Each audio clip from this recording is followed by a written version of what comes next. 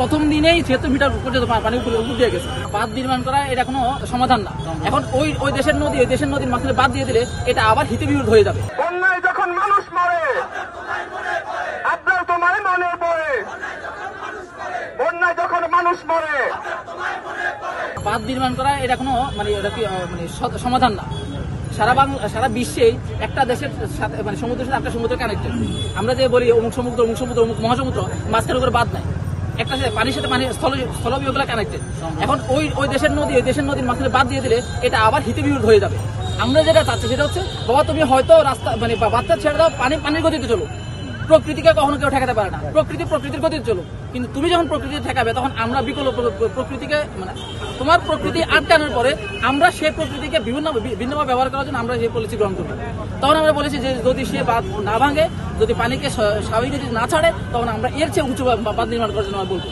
আমাদের বাংলাদেশে যতগুলো ভার্সিটি আছে পানি এবং যে ফ্লাড রিলেটেড যতগুলো ডিপার্টমেন্ট আছে, সেখানে অভিজ্ঞ টিচার আছে। প্রয়োজন আমরা বাইরে থেকে আমরা আমাদের যে বিশেষজ্ঞ প্রয়োজন হলে আমরা সেখান থেকে আনবো। তারপরেও যদি তারা আমাদের স্বার্থের দিকে না তাকায়, আমরা সেই স্বার্থ রক্ষার জন্য আমরা যতটুকু এগিয়ে যাওয়া দরকার আমরা সেটা গ্রহণ করবো।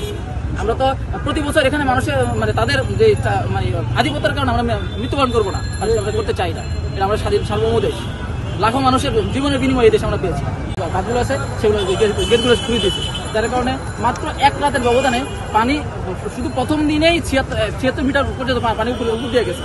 এরপরে কালকে এখন মানুষের দোতলা পর্যন্ত মানুষের বাড়িগুলো পানির নিচে তলে গেছে। এর জন্য দায়ী হচ্ছে ভারত। এই জন্য আমরা বর্তমান সরকারের কাছে আবেদন জানিয়েছি যেন সরকার যেন যে সমস্ত চুক্তিগুলো ছিল সকল চুক্তি বাতিল করে নতুন করে যেন আমাদের স্বার্থ রক্ষা করে, যেন স্বাধীন সার্বভৌমত্ব একটা দেশের সার্বভৌমত্ব রক্ষা করে যে চুক্তিগুলো করা দরকার, যেভাবে করা দরকার সেগুলো যেন করে। এই আহ্বান জানানো।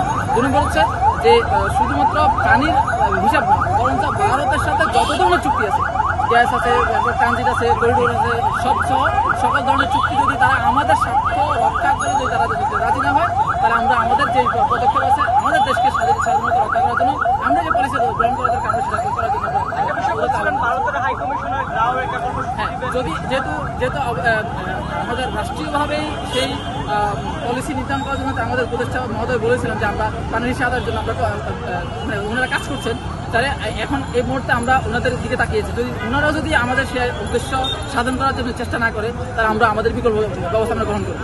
১ নম্বর হচ্ছে রাজনৈতিক দলেরা আমরা আমাদের কর্মসূচি দিয়েছি, আমরা এখান থেকে সরকার জায়গা থেকে সরকার চাপ প্রয়োগ করবে, সরকারের কাজ করবে।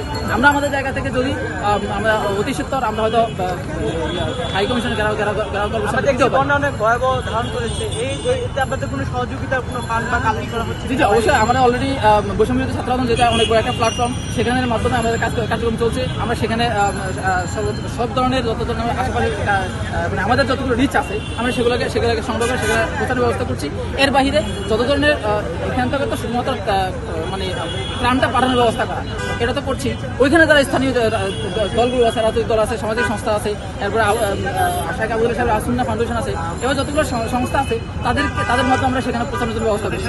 দেখেন, একটা দেশের রাজনৈতিক পলিসি পররাষ্ট্রনীতি প্রত্যেকটা দেশের আলাদা সক্ষমতার কিছু আছে। মালদ্বীপ, তার চতুর্দিকে পানি, সে এমন একটা ছোট্ট রাষ্ট্র হওয়ার কারণে সে তার পররাষ্ট্র পলিসির কারণে সে আর কিছু করতে সক্ষম হয়েছে। ভারতের মধ্যে দেশকে সে খেতে দিবে। এখানে তো আমার তো সবচেয়ে 7 সিস্টারের মতো একটা কি কয় আত্মপ্রয়োজনীয় একটা জিনিস আমাদের হাতে আছে। আমরা চাইলে সেই জিনিসটাকে আমরা যদি ব্যবহার করতে পারি, বাংলাদেশ এর চেয়ে বেশি স্বার্থ উদ্ধার করতে পারি। কথা হচ্ছে যে এই সরকারের যে পলিসি যারা মেক করে তাদের সেই গাছটা দরকার। আমরা চাই যে বিগত যে সরকারগুলো ছিল তাদের সেই গাছটা ছিল না, তারা ওই নতজানু থেকেই কারণ তাদের স্বার্থ রক্ষার জন্য সমাজে থাকার জন্য তারা সেই জিনিসটা করেছে। কিন্তু আমরা বর্তমান সরকারকে দেখেছি বা আমরা যেহেতু ওই আমাদের ছাত্র জনতার কি কয় পক্ষের সরকার, সেই যে আমরা আশা পোষণ করতে পারি বা আশা রাখতে পারি যে তারা আমাদের স্বার্থ রক্ষার জন্য তারা যত ধরনের পলিসি গ্রহণ করা দরকার তারা সেটা গ্রহণ করবে। মিডিয়াগুলো তো শুধুমাত্র আজকে কটাক্ষ করছে না, বিগত আমরা যখন আন্দোলন শুরু করেছি তখন থেকে এই কটাক্ষগুলো চলছে। যাদের কিছু মিডিয়াগুলো আছে, আমাদের পানি সম্পদ মন্ত্রণালয়ের যে উপদেষ্টা সৈয়দ রেজওয়ান হাসান, উনি বলেছে যে হিসার কাজটা তিনি আদায় করবেন। তো উনি তো আর চাইলে সবকিছু করতে পারবেন না, তিনি পররাষ্ট্র মন্ত্রণালয়ের সাথে সমন্বয় করবে। উনি যেহেতু বলেছে যে আমাদের সবচেয়ে বড় ক্রাইসিস যেটা এখন বর্তমানে পানি সমস্যাটা, এই পানির সমস্যাটা সমাধান করে উনি উদ্যোগ গ্রহণ করবেন, তাহলে অবশ্যই তিনি পররাষ্ট্র মন্ত্রণালয়ের মাধ্যমে করবেন। আমরা আশা পোষণ করতে পারি যে তিনি এই উদ্যোগটা গ্রহণ করবেন। যদি না করে তখন আমরা সেই ব্যবস্থা গ্রহণ করবেন। যখন স্বৈর শাসন এখানে বিরাজ করছিল, গত জুলাই বিপ্লবের আগে যখন স্বৈর শাসন এখানে বিরাজ করছিল, সেই সময় আমরা এই রাজু ভাস্কর্যে দাঁড়িয়ে বিভিন্ন প্রতিবাদ সমাবেশ করেছি।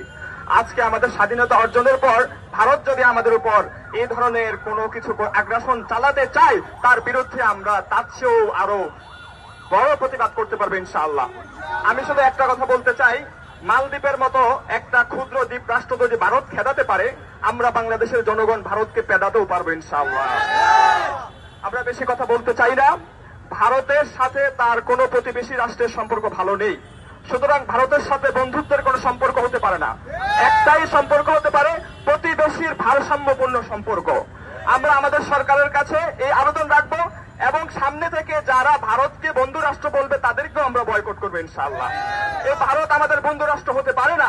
1977 সাল থেকে 1996 সাল পর্যন্ত যতগুলো নদী চুক্তি হয়েছে প্রত্যেকটাই আমাদের নতজানের রাষ্ট্রনীতি, নতজানের পররাষ্ট্রনীতি দেখা গিয়েছে।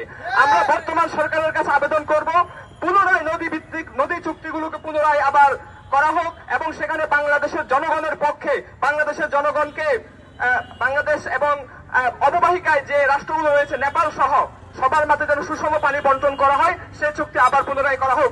পাশাপাশি বাংলাদেশে যেখানে নদী দখল করা হয়েছে, গত 16 বছর ধরে তারা শুধু আমাদের ব্যাংক দখল করে নাই, তারা আমাদের নদীগুলো দখল করেছে। এই আওয়ামী লীগের সমর্থিত এই আওয়ামী লীগের নেতা কর্মীরা নদীগুলোকে চর দখল করা হয়েছে। নদীগুলোর নাপ্যতা ফিরিয়ে আনার জন্য সরকারের প্রতি আমরা অনুরোধ করব, অতি দ্রুত যেন প্রকল্প গ্রহণ করা হয় এবং সাথে সাথে ফারাক্কা বাঁধ সহ যেসব বাঁধ খুলে দিয়ে আমাদের উপর পানি যুদ্ধ চাপিয়ে দেওয়া হচ্ছে, সেই বাঁধের বিপরীতে বাংলাদেশে যেন বাঁধ নির্মাণ করা হয়, সেই অনুরোধ আমরা সরকারের প্রতি করব। পাশাপাশি রাজনৈতিক দলগুলোর প্রতি আমরা উদাত্ত আহ্বান জানাবো, এই সময় শেষ, আর কোনো সুযোগ নেই। এখনই ভারতীয় হাই কমিশন ঘেরাওয়ের কর্মসূচি দায়ী। আমরা আপনাদের সাথে আছি। বৈষম্য বিরোধী ছাত্র আন্দোলনকে বলবো, এখনই ভারতের হাই কমিশন ঘেরাওয়ের কর্মসূচি দেন।